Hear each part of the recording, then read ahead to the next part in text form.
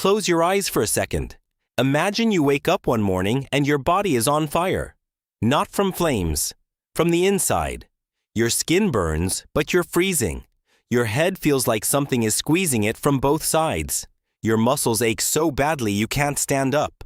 Your stomach turns. Your body shakes without you telling it to. And you have absolutely no idea why. You have never heard the word virus. You have never heard the word bacteria. You have no concept of germs, of infection, of immune response, of temperature regulation. Nothing in your entire life has ever explained to you that invisible things too small to see can enter your body and tear it apart from the inside. All you know is this. Yesterday you were fine. Today something is wrong with you. And whatever it is, it doesn't look like anything you have ever seen before. What do you think is happening to you? This moment happened billions of times across hundreds of thousands of years of human history. Every single one of your ancestors faced illness without a single word of explanation. And what they believed, what they did, what they felt in those moments changed the entire course of human civilization. It shaped the first religions. It invented the first surgery. It created the first doctors. It produced some of the most terrifying and fascinating chapters in the whole story of what it means to be human. And scientists, archaeologists, and anthropologists have spent decades piecing together what that experience was actually like. What they found will change how you think about being sick forever. First, let's understand who these people actually were. We have this image of ancient humans as simple, primitive, barely functioning creatures. That image is completely wrong. By the time humans were experiencing illness in any meaningful, self-aware way, somewhere around 200,000 to 300,000 years ago, they were cognitively almost identical to you. Same brain size, same emotional capacity, same ability to feel fear, confusion, love, and the desperate need to understand things they couldn't explain. The only difference was knowledge. They knew less, not because they were less intelligent, but because knowledge takes time to accumulate. Thousands of years of trial and error, observation, and written record. They had none of that, so when their body turned against them for the first time, they had only one question. One terrifying, unanswerable question. What is doing this to me? The first answer was almost always, something alive. Think about what illness feels like if you have no explanation for it. Your body is moving without your control, shaking, sweating, cramping, burning. Something inside you is behaving as though it has its own will, as though it wants something, as though it is fighting you from the inside. Your brain, at this point in human history, has a very narrow set of explanations for things that move on their own and cause harm. Animals, other people, and forces you cannot see. The invisible force explanation came almost immediately. Researchers and anthropologists who have studied early human belief systems across every continent on Earth have found the same thing independently, over and over again. Cultures that never had contact with each other, separated by oceans and mountain ranges and thousands of miles, all landed on nearly identical explanations for sickness. Something got inside you. Something that doesn't belong there. A spirit, a force, an entity. Something invisible and hostile that entered your body and is now fighting for control of it. This was not a primitive superstition. This was actually a logical conclusion. These were intelligent people working with the information available to them. They could see that illness came from outside. A person was fine, then they were sick. Something changed. Something entered. The explanation that something invisible and malevolent had entered the body was, given the evidence, genuinely reasonable. And here's the part that stays with you. A 1969 study funded by the National Institute of Mental Health found that spirit possession beliefs existed in 74% of a sample of 488 societies across all parts of the world. Not some, not most. Nearly all of them. Cultures that had never spoken to each other arrived at the same answer. Because the same human brain, looking at the same terrifying experience, kept arriving at the same place. Something got inside me. Something that needs to be driven out. This belief created the first medical system in human history. The shaman. Archaeological evidence suggests shamanic practices emerged as early as the Upper Paleolithic period, over 30,000 years ago. A cave painting in the Trois Frères cave in France, dated to around 13,000 BCE, shows an erect figure with a deer head or mask. Many anthropologists believe this is the earliest known depiction of a shaman. A healer. A person who stood between the world of the living and the world of whatever was making people sick. The shaman was not a fraud. That is the crucial thing to understand. The shaman was the most knowledgeable person in the group about illness and survival. They were the ones who remembered which plants helped which symptoms. They were the ones who performed the ceremonies that, even if they didn't cure the disease, reduced the patient's fear, brought the community together, and created the psychological conditions that actually do improve recovery. Modern medicine calls it the placebo effect.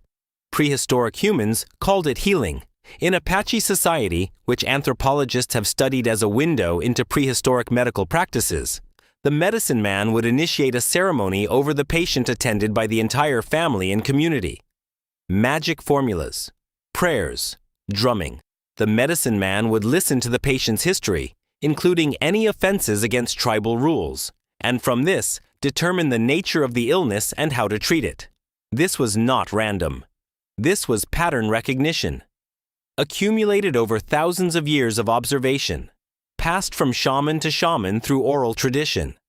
Some of those patterns were real. A person who ate certain plants got better. A person who rested near water recovered faster. A person whose wound was cleaned with certain earths survived when others didn't. They didn't know why. But they knew that it worked. And they kept doing it. And then there was Ötzi. 5,300 years ago, a man died in the Alps. We know him now as Ötzi the Iceman, discovered frozen in the Italian Alps in 1991. And Ötzi might be the single most important individual in understanding what it was like to be sick as an ancient human, because Ötzi was walking around with an extraordinary number of things wrong with him. He had Lyme disease, the oldest known case ever documented. He had intestinal parasites. He had hardened arteries. He had joint disease in his knees, his hips, and his wrists. His lower back hurt constantly. He was, by any modern measure, a man in significant pain, managing multiple chronic illnesses simultaneously. But here's what is incredible. He was not doing nothing about it. Researchers who examined his belongings found what can only be described as a medical kit. He was carrying birch polypore mushrooms, known today to have anti-parasite properties. He had tinder fungus, which can be used as a wound dressing. He had dried sloe berries, which contain compounds that reduce inflammation. He didn't know the word inflammation. He didn't know the word parasite. But something in the accumulated knowledge of his people, passed down through thousands of years of watching sick people and noting what helped, had landed on the right answers. His kit was, researchers say, curated, deliberate, and deeply informed. He also had tattoos, 59 of them, and the location of almost every single one corresponds precisely to areas of his body where he had joint disease and chronic pain. The same points that acupuncture would later identify and use. This was not decoration. This was treatment. Ötzi was sick. Ötzi was in pain. And Ötzi was doing everything he knew how to do about it. But not every ancient treatment was that gentle. Some of the most astonishing archaeological evidence in the entire history of medicine involves skulls. Specifically, skulls with holes in them. Trepanation, the practice of drilling or scraping a hole through the living human skull, is the oldest documented surgical operation in human history. It dates back at least 7,000 years and has been found on every inhabited continent on Earth. At a burial site in France dated to 6,500 BCE, 40 out of 120 prehistoric skulls showed evidence of the procedure. For years, archaeologists assumed this was a ritual, something done to the dead. Then bioarchaeologists examined the bone more closely, and they found healing. The edges of the holes showed new bone tissue growth, rounded, smoothed-over bone that takes months or even years to look that way. These people had their skulls drilled open, and they survived. Some of them had it done more than once. Why? The answer tells you everything about how ancient humans understood illness. They believed that whatever was inside a sick person, whatever spirit or force was causing the seizures, the migraines, the madness, the uncontrollable shaking, needed a way out. The skull was a container. The illness was trapped inside it. The only logical solution to a mind with no knowledge of neurons or brain chemistry or intracranial pressure was to open the container and let it escape. What they couldn't have known is that in some cases, specifically in cases of head trauma causing internal bleeding and pressure on the brain, this was actually the correct treatment. By drilling a hole to relieve the pressure, they were accidentally performing a procedure that modern neurosurgeons still perform today. They were right, for reasons they couldn't possibly have understood. Here's where it gets even more extraordinary. We tend to think of ancient humans as alone in their suffering, isolated, every person for themselves. The evidence says something completely different. Researchers studying prehistoric skeletal remains have repeatedly found something that should not be possible given the popular image of early humans as brutal survivalists. They find people who survived catastrophic illness and injury for months, sometimes years, in conditions where survival would have been impossible without sustained care from others. Bones broken so severely that walking would have been impossible for 6 months to a year, healed cleanly. Bodies ravaged by infections that would have required constant cleaning and tending to survive. Elderly individuals with severe joint disease who could not have hunted or gathered their own food, clearly cared for until natural death. Someone looked after these people. Someone brought them food. Someone cleaned their wounds. Someone sat with them through the fever. The first response to illness in human history was not abandonment. It was care. Long before there was medicine, long before there was language for what was happening, there was a person sitting next to someone who was suffering, doing everything they could to help. That instinct is at least 300,000 years old, and it is still, today, the most important thing in medicine. Not the drugs, not the machines, not the procedures. The person sitting next to you, refusing to leave. And here is the thing that stays with me. The ancient explanations for illness, the invisible entities, the spirit possession, the forces that entered and needed to be driven out, were wrong about the mechanism. But they were exactly right about the experience. Something does get inside you. Something invisible. Something you didn't ask for. Something that takes control of your body and fights your ability to live normally. Something that needs to be driven out. We now call those things viruses and bacteria. We drive them out with antibiotics and antivirals. But the feeling of being invaded, of your body being hijacked by something that doesn't belong there, of needing something to make it stop, that feeling is ancient. That fear is 300,000 years old. And every time you lie in bed with a fever, shaking and burning and desperate for it to end, wondering what is happening to you, and when it will stop, you are feeling exactly what the first humans felt.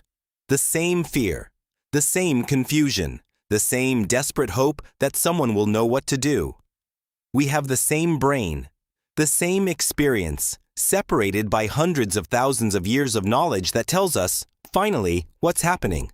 But in the dark, when the fever spikes and the room spins, we run out of that knowledge too. And for just a moment, we understand exactly what it felt like to be the first person who ever got sick, alone with something they couldn't name, hoping someone would come and sit beside them. They always did.